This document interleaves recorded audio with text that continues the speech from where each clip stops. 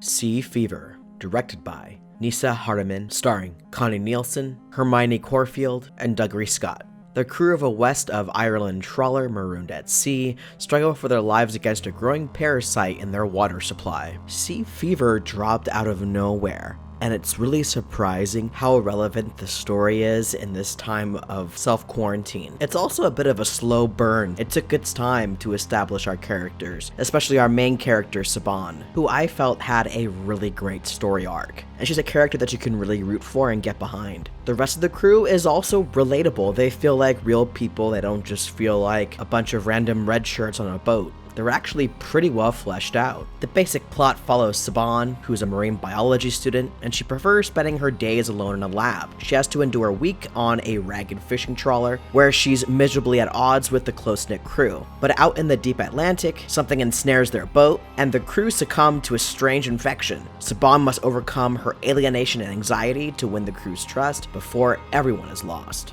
There's a lot to like about this film. The entire cast is really good. There's not one weak character, and each of the characters, as I said before, have their own characteristics. They have their own motivations. So when shit hits the fan, each one of them reacts to this parasite infecting everyone very differently, and that leads to some really suspenseful moments. This film also deals with superstition. For example, Saban, being a redhead, is seen as a bad omen at sea. So right off the bat, the crew of the ship are already on edge. So when the science and the superstition start to clash in open sea, that also leads to some really suspenseful moments. This has a fair amount of blood and some gore, but it definitely made me wince a few times. There are some moments that totally took me off guard, and I'm trying to be as vague as possible because there are a few scenes that are quite shocking and I don't want to ruin the surprise for you. There's some creature effects in this film, but rather a character study. The film is pretty well paced. It takes about 30 to 35 minutes until things really start to happen. I do feel that the opening scene, which is about the first 5 minutes or so of the film, didn't really need to be there because we learn everything about her on the boat, not so much in that opening scene in the lab. And I do wish that there was a little more blood and gore and maybe another kill, but overall I felt like the film was really solid. I really enjoyed this movie. It was a lot darker than I was expecting, so I gotta give Sea Fever an add to the collection. There's not very many of these kind of parasite movies, and it kind of reminded me of an old X-Files episode.